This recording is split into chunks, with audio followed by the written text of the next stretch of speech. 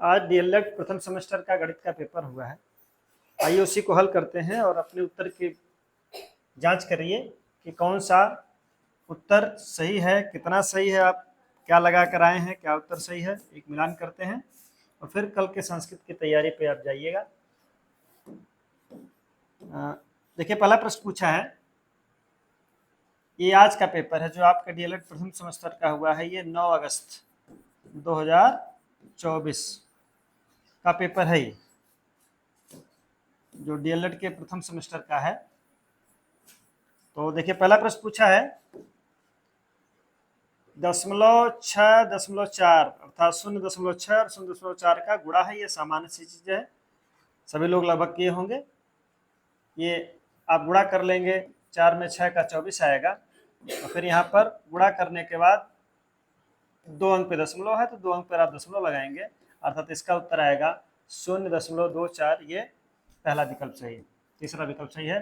फिर दूसरे क्वेश्चन पर लिखा है, वह संख्या ज्ञात करिए जिसका 24% 96 है। तो मान लीजिए वो संख्या x है, इसका 24% कितना दिया है, 96 है।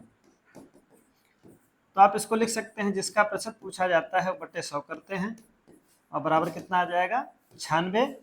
फिर हम क्या करेंगे, यहाँ से हम क्रॉस गुणा कर लेंगे। क्रॉस गुणा देखिए करने के बाद हम यहाँ क्रॉस गुणा करेंगे तो आ जाएगा x गुणे 24 बराबर 96 गुणे 100। फिर यहाँ देखें x की वैल्यू निकालेंगे, ये 96 इधर गुणा है, इधर जाके भाग हो जाएगा। तो 96 जो है 24 से कट जाता है 4 या 12 पे आप काट लेंगे, जैसा भी काटने का प्रयास करिएगा। तो सीधे सीधे 4 गुणे 100, इसका मतलब 400। तीसरा विकल्प सही है। आगे आइए, अगला देखा जाए। तिर्यक रेखा के इकाई और बने अंतःकोण क्या कहलाते हैं। हम जानते हैं जब दो समांतर रेखाओं को कोई तिर्यक रेखा काटती है तो उसके इकाई और बने अंतःकोणों का योगफल 180 होता है। ये बराबर तो होते नहीं, लेकिन मिलकर 180 हो जाते हैं। तो 180 अंश को हम समपूरक भी कहते हैं। इसका मतलब आपका चौथा विकल्प सही है। आ जाइए, फिर इसके बाद दिया है, किसी संख्या में 3 का स्थानीय मान, किसमें 3 का स्थानीय मान सबसे कम है। तो देखिए, उसकी प्लेस वैल्यू जिसको बोलते हैं स्थानीय मान, जो जिस स्थान पे वो सबसे बड़ा है। 3 का देखिए, यहाँ 10,000 पे है, यहाँ सैकड़ा पे है, यहाँ दहाई पे है। तो सबसे कम कहाँ पे है, इकाई पे। इसका मतलब ये चौथा विकल्प सही है। अगला देखा जाए, क्रमागत दो पूर्णांकों का अंतर होता है। क्रमागत से क्या मतलब है, देखिए ये संस्कृत का शब्द है, क्रम से आने वाला, क्रम धनागत। तो क्रम से आया हुआ, इसका मतलब कोई भी अंक देखिए 1 2 3 4 5, जब भी आप गिनती बढ़ाएंगे तो सब में एक एक अंतर रहता है। तो इसका मतलब यहाँ पर दूसरा विकल्प सही है। अगला देखिए दिया है, रेखाखंड किसे कहते हैं। जानते हैं आप, असंख्य बिंदुओं का संयोजन वो रेखा कहलाता है, जिसका अंत नहीं होता, अर्थात ये दोनों तरफ चलते रहते हैं, अनंत पर जाकर मिलते हैं। लेकिन इसी का एक टुकड़ा, इसी का एक पार्ट रेखाखंड कहलाता है, जिसे हम अंग्रेजी वर्णमाला के 2 अक्षरों से लिखते हैं। तो रेखाखंड हमारा हो गया, रेखा का एक भाग रेखाखंड कहलाता है, जिसे हम 2 अक्षरों से लिखते हैं। अगला है, इसका मान बताइए। तो इसमें कुछ था नहीं, जब किसी संख्या में 0 से गुणा हो जाए, चाहे जितना बड़ी संख्या हो, गुणा किया जाए, उसका वैल्यू 0 ही आएगा। यहाँ पर आपको गुणा करने की कोई जरूरत नहीं थी। अगला दिया है, मोहन एक माला बनाने में 1/3 मिनट का समय ले लेता है, अर्थात 1/3 मिनट में वो एक माला बनाता है। माला की संख्या पूछा है, तो जानते हैं आप एक एक नियम लगाते ही हैं। तो 1 मिनट में कितना बनाएगा वो। तो जब कोई संख्या 1 निकाली जाती है तो भाग करते हैं, तो हम भाग कर देंगे। फिर पूछा है कि 1 घंटा, अब 1 घंटा को हम मिनट बदल लें तो 60 मिनट आएगा। तो 60 मिनट में कितना बनाएगा, 1 मिनट में कम बना रहा है तो, लेकिन 60 मिनट में ज़्यादा बनाएगा तो गुणा होगा। अब इसको सॉल्व कर लीजिए, पढ़े ही होंगे। अब 1 है गुणा 1/3 है, भाग है, तो इस भाग को जानते हैं क्रम बदल जाता है, 1 गुणा 3/1 हो जाएगा। गुणे 60 पहले से है, तो नीचे तो कुछ है नहीं, इसका मतलब ऊपर का गुणा करेंगे तो 6 × 18 180 माला बनाएगा। तो आपका 180 ही सही है। अगला देखिए दिया है, पटरी प्रकार की सहायता से 60 अंश का कोण बनाइए। तो पटरी प्रकार की सहायता से बनाने के लिए सबसे पहले क्या करेंगे, एक रेखा खींचेंगे और रेखा खींचने के बाद एक काम करेंगे कि इसके दोनों तरफ एक बिंदु लगा लेंगे, उसका नामकरण कर लेंगे, AB PQ जो भी आपको रखना है। फिर जहाँ पर ये बिंदु है इस बिंदु पर गोला प्रकार का जो सुई वाला भाग उसको रखिए और कोई भी दूरी लेकर एक चाप लगाइए, जहां पर कटेगा उस पर भी एक बिंदु लगाइए, वहां पर भी एक निशान लगा ले रहे हैं। अब फिर उसके बाद यहीं से फिर आप वही जो पहला दूरी लिए थे उस दूरी को बिना बढ़ाए बिना घटाए आप दूसरा चाप लगाएंगे, तो जो पहला चाप लगेगा यही आपका पहला कट है, यही आपका 60 अंश का कोण है। फिर जान लीजिए आप करके आए होंगे। पहला PQ एक रेखा खींचिए और एक बिंदु पर गोला प्रकार रखिए, पहला चाप लगाइए, जहां पर कट होता है फिर उसी को उठाकर ऊपर की तरफ दूसरा लगाइए, जहां मिलता है ये हमेशा 60 अंश का कोण बनेगा। अगला देखिए क्या पूछा गया। 3 अंकों की सबसे बड़ी संख्या। जानते हैं कि 3 अंकों की जो बड़ी से बड़ी संख्या होती है वो 3 बार 9 अर्थात 999 होती है। 2 अंक की 2 9, 4 अंक की 4 9, ये सामान्य रूप से बताया जाता है। तो इसका उत्तरवर्ती पूछा। उत्तरवर्ती मतलब आगे की तरफ एक और बढ़ती हुई संख्या, तो एक जोड़ देंगे। किसी भी संख्या का उत्तरवर्ती ज्ञात करने के लिए एक जोड़ते हैं, तो इसमें भी एक जोड़ दीजिए, 1000 आएगा, अर्थात 10वें का उत्तर 1000 है। फिर आइए 117 का दो संख्याओं के गुणा के रूप में लिखना है, तो जिसमें से एक संख्या दी गई है, तो जानते हैं कि पहली संख्या गुणे दूसरी संख्या ये बराबर 117 होना चाहिए था। तो दूसरी संख्या क्या हो जाएगी, 117 में 13 से भाग कर देंगे, 13 9 117, इसका मतलब x का मान 9 आ गया। अब जहाँ x था वहीं रख देंगे, इसका मतलब ये x गुणे 9 बराबर 117 दो भाग में हो गया, यही पूछा था। 17 का 2 भाग करिए, 2 भाग हो गया। एक संख्या पहले दी गई थी 13 गुणे 9। अगला देखिए क्या दिया है। एक बगीचे की लंबाई कितनी दी गई है, 115। चौड़ाई कितनी दी गई है, 45। अब यहाँ ये नहीं लिखा है कि आयताकार है, हम मान ले रहे हैं आयताकार है, क्योंकि लंबाई चौड़ाई तो दी गई है। तो ये कुछ भी हो सकता है, आयत के अलावा भी कुछ हो सकता है, ये समचतुर्भुज भी हो सकता है, क्योंकि ये ऐसा भी हो सकता है। देखिए ये नहीं लिखा है कि ये क्या है। कुछ प्रश्नों में लिखा रहता है कि यहाँ पर आयताकार भाग, लेकिन ऐसा नहीं लिखा है। तो फिर भी कुछ भी लिखा हो, अगर चारों तरफ तार ही लगाना है तो चारों तरफ का तार जोड़ दीजिए, 45 इधर भी लगेगा, 115 इधर लगेगा, सबको जोड़ दीजिए तो आपका 115। तो आप उस तरह आयत का फार्मूला लगाएंगे तो 2l + b लगा देंगे, 2 लंबाई धन चौड़ाई, उससे भी उत्तर आ जाएगा 115 + 45। जोड़ दीजिए तो 45 में 15 जोड़ेंगे तो 60 आ जाएगा। तो ये आ गया आपका 160, और 2 से गुणा कर देंगे, 16 दूना 32, 300 मीटर। ये तब का है जब हम आयत मान के लगाए, लेकिन कहीं ऐसा लिखा नहीं आयत है। तो कुल मिलाकर हम जोड़ भी देंगे तब भी हमारा ये चारों तरफ का तार आ जाएगा। आंसर इसका आपको उससे मतलब है, ये 230 आने वाला है। चलिए अगला देखिए। भुजाओं के आधार पर त्रिभुज का वर्गीकरण। भुजाओं के आधार पर देखिए त्रिभुज कितने प्रकार का होता है। भुजाओं के आधार पर 3 प्रकार का होता है। पहले को हम बोलते हैं समबाहु, दूसरे का नाम है सम द्विबाहु। सम हो लेकिन कितने हो, 2 हो, संस्कृत का शब्द है। इसके बाद एक होता है विषम बाहु, जिसमें एक भी भुजा बराबर नहीं होती है। तो जानते हैं 3 हैं, समबाहु, समद्विबाहु, विषम बाहु। सम का मतलब सभी भुजाएं बराबर, तो आप कोई भी त्रिभुज बना लीजिए, उसके सभी भुजाएं लिख दीजिए, बराबर बराबर हो गई। इसमें कह रहा है समद्वि होना चाहिए, मतलब 2 भुजा बराबर हो जाए। 8 8, हम यहाँ 10 लिख दे रहे हैं। लेकिन बनाते समय एक चीज़ का याद रहे कि जब ऐसा बनाइए तो 2 भुजाओं का जोड़ जो है तीसरे से छोटा ना हो। यहाँ देखिए 8 8 16, इससे छोटा नहीं है, इसका मतलब ये त्रिभुज सही है। ऐसा नहीं कि आप इस तरह बना दें, कर दीजिए 5 5 3, ठीक, 2 भुजाओं का योग तीसरे से क्या है बड़ा, यहाँ बन सकता है। लेकिन अगर यहाँ कोई 13 लिख दिया तो ये गलत हो जाएगा। क्यों, क्योंकि 2 भुजाओं का योग, इसमें भी 2 भुजाएं बराबर है, लेकिन 2 भुजाओं का योग तीसरे से क्या हो गया, इनको जोड़े तो 10 है, तीसरे से छोटा हो गया, इसका मतलब ये संभव नहीं है। और तीसरा दिया है विषम, मतलब एक भी बराबर ना हो। तो एक भी बराबर ना हो, ध्यान वही रहे कि 2 भुजाओं का योग तीसरे से बड़ा हो। समबाहु, समद्विबाहु और विषम बाहु। अगला क्वेश्चन देखिए। दिया है एक दुकानदार 1500 रुपए का कोट 25% में छूट देकर बेच दिया।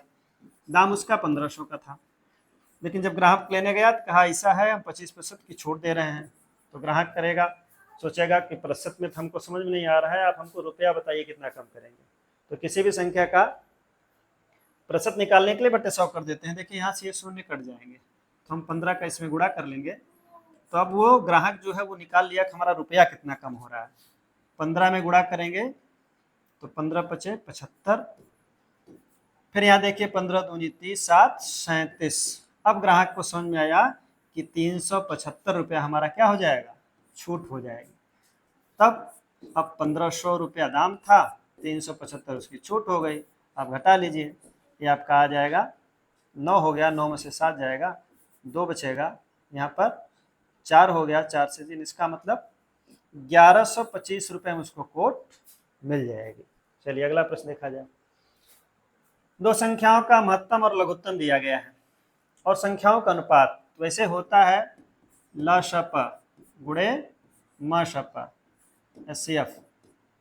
ये होता है पहली संख्या गुणे दूसरी संख्या, एक सूत्र होता है, आप इसको पढ़े हैं छोटी कक्षाओं में भी, कि ल स प गुणे म स प बराबर पहली संख्या गुणे दूसरी संख्या। लेकिन यहाँ पर क्या है, संख्या नहीं देकर उनका अनुपात दे दिया है। तो जब अनुपात देता है तो एक काम करते हैं, क्योंकि अनुपात किसी भी संख्या का जो है वो भाजक ही रहता है। जैसे अगर कोई कहा वो संख्याएं 15 और 20 थी, तो देखिए 5 से कट जाएगा, इसका मतलब 5 3 15, 5 चौको 20, इसका मतलब कोई एक संख्या थी जो यहाँ से गायब हो गई है। तो हम मान ले रहे हैं वो संख्या x थी, तो x में, तो इसका मतलब अब यहाँ पर जो अनुपात 5 था अब वो 5x है, और दूसरा कौन है, 7x है। तो कभी भी जब अनुपात दे तो आप उसके जगह पे x मान लीजिए, आपके सवाल आसान हो जाएंगे। एलसीएम आपका 175 है, एचसीएफ कितना है, 5 है। अभी बताएं ये संख्या नहीं, इनका अनुपात दिया गया, तो अनुपात हम बताएं कि जब भी अनुपात पूछे तो x या y कुछ भी मान सकते हैं।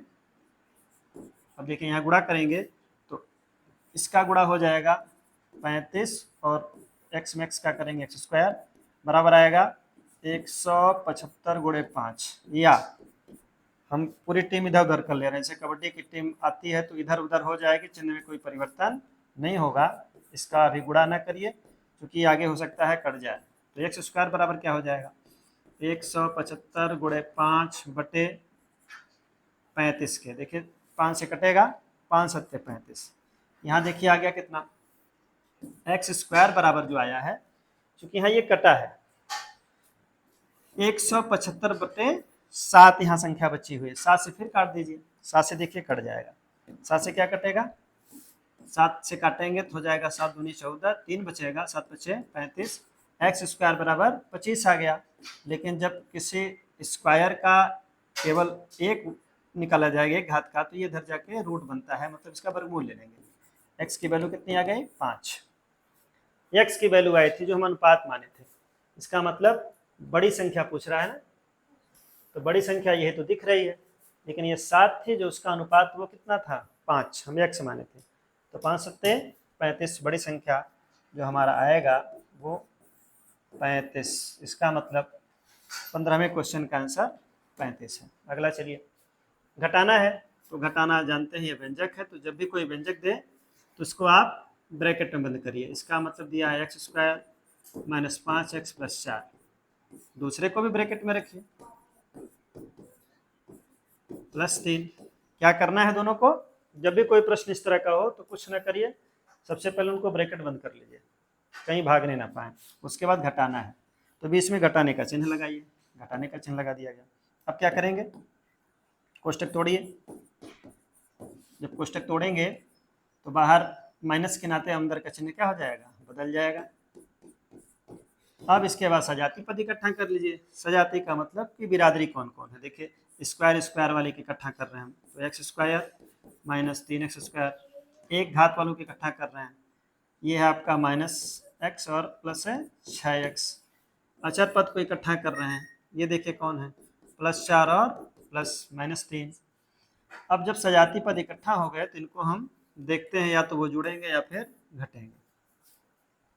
देखिए ये विपरीत चिन्ह घटते हैं, जब भी दो चिन्ह रहेगा, सजाती हो और दो चिन्ह तो घट जाएंगे। देखिए 3 में से 1 निकलेगा और जिसमें से घटाते हैं उसी का चिन्ह लगाते हैं। 3 में से घटाए हैं ना, तो इसके आगे वाला चिन्ह।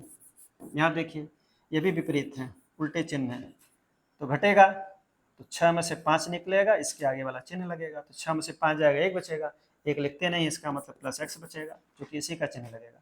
यहाँ भी देखिए वही बात है, विपरीत चिन्ह घटते हैं तो इसका मतलब यहाँ से +1 बच जाएगा। यही आपका आंसर आएगा। अगले क्वेश्चन पे आ जाए, 17वां क्वेश्चन। लिखा है विजातीय व्यंजक किसे कहते हैं? तो बहुत आसान है, अभी आप पढ़े हैं सजातीय व्यंजक। देखिए ये सजाती है, मतलब एक जैसे रूट सब में रहे, यहाँ भी स्क्वायर था, यहाँ भी स्क्वायर है, यहाँ भी x है, यहाँ भी x है, इसका मतलब ये सजाती है। विजातीय क्या करना है, अपने मन से आप कोई भी गिनती लिख दीजिए। जैसे लिख दिए ab² प्लस xy, दूसरा कोई लिख दिए x की 3 घात प्लस ay। देखिए यहाँ पर ये दोनों विजातीय व्यंजक हो गए। तो आप ऐसा व्यंजक लिख दीजिए जिसमें दोनों पदों में से कोई कॉमन न हो, मतलब सजाती न हो। लास्ट क्वेश्चन देखा जाए। अजय के घर से बाजार, एक कोई अजय है, इसके घर से एक कोई मार्केट है, बाजार है, हम से लिख दे रहे हैं मार्केट, वो कितनी दूरी पर है? 11.5 की दूरी पर है। इसी रास्ते पर उसका विद्यालय बाजार से 1.25 की दूरी पर है। अब ध्यान दीजिएगा, कह रहा है इसी रास्ते पर, मतलब इसी रास्ते पर जा रहा है, यही कहीं विद्यालय है। अब इसी कहीं विद्यालय है, लेकिन वो विद्यालय कहाँ है? कह रहा है कि अजय के घर से विद्यालय की दूरी बताना है, मतलब अजय के घर से विद्यालय यही कहीं रास्ते भर, कहाँ है वो क्लियर नहीं हो पा रहा है। लेकिन उसके लिए क्या कह रहा है? विद्यालय की दूरी बाजार से कितना है? 1.25। तो मन में प्रश्न आएगा कि इधर भी है, लेकिन हम इधर लगाएंगे तो जोड़ने पर उत्तर आएगा, लेकिन ऐसा है नहीं, क्योंकि वो रास्ते पर है। इसका मतलब यहीं से कितना? 1.25 की दूरी पर उसका विद्यालय है, स्कूल है। अब क्या करेंगे, ये दूरी इतनी कम हो जाएगी, जब कम हो जाएगी तो आप क्या करेंगे, 11.5 में से क्या करिएगा, 1.25 घटा लीजिए। घटाने का तरीका क्या है दशमलव का, कि जब भी दशमलव की संख्याओं को घटाते हैं तो एक चीज का ध्यान देते हैं कि उनके दशमलव के जो मानक है वो एक सिद्ध में रहे। इसके बाद अंकों का अगर सिद्ध नहीं मिलता है, जहाँ कुछ नहीं, तो वहाँ 0 लिख लीजिए, आसानी हो जाती है घटाने में। यहाँ पर आ जाएगा 5, यहाँ पे आपका बच गया 4, 2 गया तो 2 हो गया। यहाँ पर देखिए क्या हो जाएगा, 1 से 1 जाएगा 0। इसका मतलब उसका जो विद्यालय है वो घर से कितनी दूर है? 10.25 किलोमीटर, इतनी दूर पर उसका विद्यालय है। ये आपका रहा आज का जो मैथ का पेपर हुआ था। बाकी आप कल संस्कृत का पेपर होगा, उसके बाद हम संस्कृत का मिलान करेंगे। आप अपना मिला लीजिए कि आपने कितना सही किया है, आपका कितना अंक है, जिससे आपका बैक न लगे। धन्यवाद।